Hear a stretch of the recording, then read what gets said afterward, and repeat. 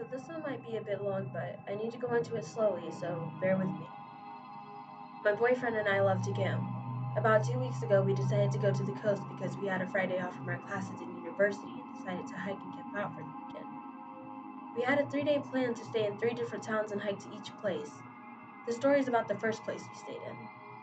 The first town was barely a town. It was more like a bunch of houses and farmlands and very few people. It was off season, so normally there would be some tourists every now and then, since the main attraction is a huge abandoned city left over from the times of the ancient Greek civilization. Anyway, since there were about 5 to 6 camping grounds available, one of which was highly recommended on TripAdvisor and the likes of, we didn't bother calling beforehand. We simply headed there and then straight to that camping area. Upon reaching it, we saw a gate open. Not really so unusual, but when we entered it, no one seemed to be there.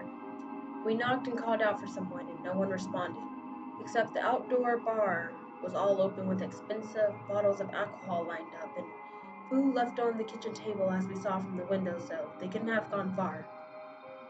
My boyfriend found it a bit strange that they would leave everything open like that, but assuming it was a small community with no crime, we didn't think more of.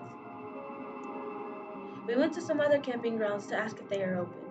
The first one we went to said that they were closed because the grounds were very messy these days and they recommended us to go to another place.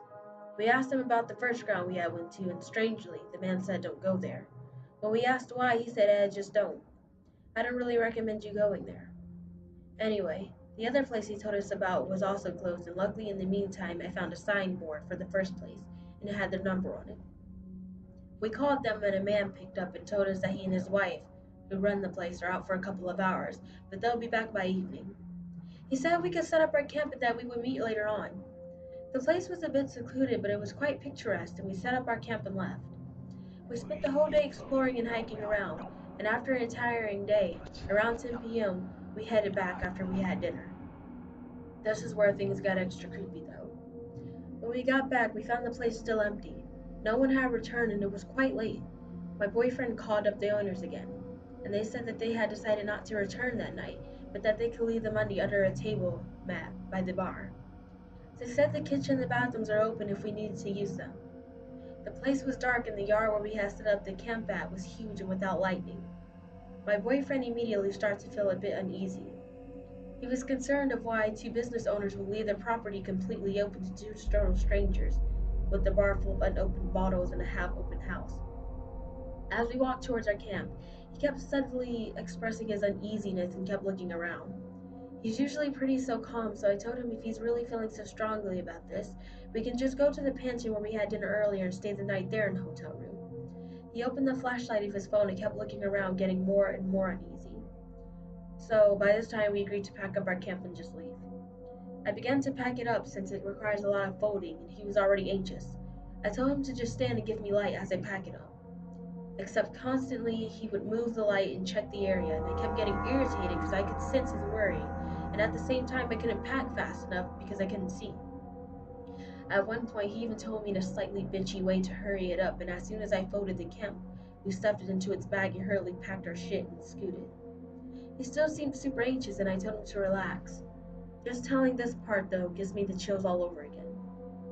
Just to clarify, I meant to say the part of the story. The road back to the main area of the town was dark and lonely, and this is when he told me. There's something I wanted to say, but not while we were still in the grounds. Well, what is it? I asked. He hesitated. Then he said, I didn't want to freak you out, but I'm pretty sure I saw somebody lurking in the dark behind the wooden cabins by the bathrooms twice. No one was supposed to be there except us. I got the chills, but I still tried to rationalize, saying it was a farm area and there's lots of animals. Maybe a cat moving around. But he was adamant it was a human figure walking like a human would and standing. That is why he kept checking and wanted to hurry so much. And that's why he was telling me to hush up and keep my voice down. I almost had tears in my eyes at this point, and the hair on my back was standing up. I kept looking back and almost running at this point to the lighted area of the quiet town, and only really relaxed till we reached the pension and booked a room there, got the key, locked, and checked it twice. I'm generally a skeptical person, but I really do believe my boyfriend didn't just see things. I don't know who that was back there or what could have happened, if anything, and I don't care to know. Dark and isolated places have always creeped me out anyway. Person lurking in the dark, let's never ever meet.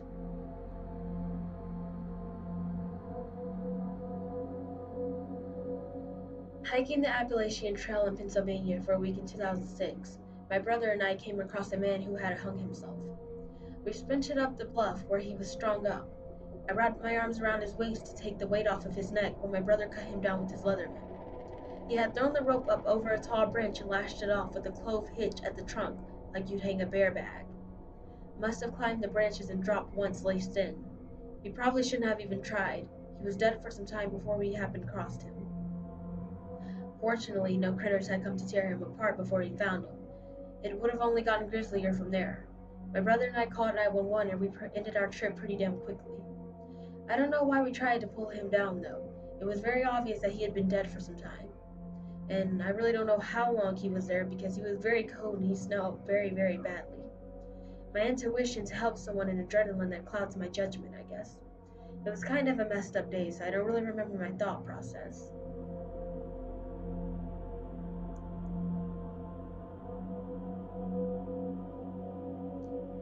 Growing up every summer in July and August, my family would get together and camp out for 2 weeks at White Lake State Park in Tamworth.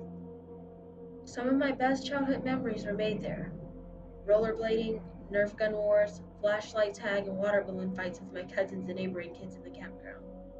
When I was around my late teen years, my family stopped gathering to camp out after my grandmother passed away. One of the last years I was there, this one particular memory has stuck with me.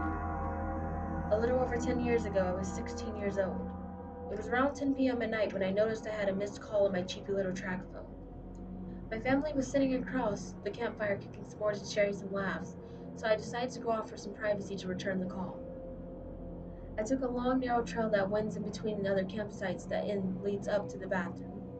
I wasn't going up to the bathroom, I just wanted to find an empty campsite and sit at a picnic table to make my call. There was plenty of those, since this whole side of the campground where I was heading was vacant. There were no other campers nearby in that area. It was quiet and dark, so I chose a campsite. I sat down at the table. The lights from the distant bathroom from up on the top of the hill behind me were illuminating my surroundings just a little bit. I called my friend and was carrying on a conversation for around 20 minutes, and as I'm sitting there, staring straight ahead, I see a figure coming down the road in front of me. The figure is coming towards my direction where all these empty campsites are. I could see it was a person. It's not that unusual to see people strolling through the campground for a night walk. The people I see usually have flashlights, though. This person didn't. I wasn't creeped out at this point. No reason to be. I was just watching curiously. As the person got closer, I could see a better outline and that it was a man I was looking at. I also noticed his pace slowed down a bit. I kept my eyes fixated on him as I continued conversing on my cell phone. A minute or two passes, and now he stopped moving. He's just standing there in the road looking straight into the campsite where I am at. I don't know if he knew I could see him. He was staring at me and I was staring right back at him. He was a little heavy-set and tall. I could also make out that he was wearing a light jacket. I couldn't see much for facial features, but I would guess I was staring at a man in his 30s or 40s. Alarm bells were going off in my head now. My mind had turned to mush at this point. I'm frozen. I was no longer listening to what my friend was saying on the phone. I was in a stare-off with this guy. Then he started to move again. He was tiptoeing towards me, very carefully, like he didn't want to make noise. He put one foot in front of the other and leaned forward in a slight hunch form. It looked like he was about to charge towards me.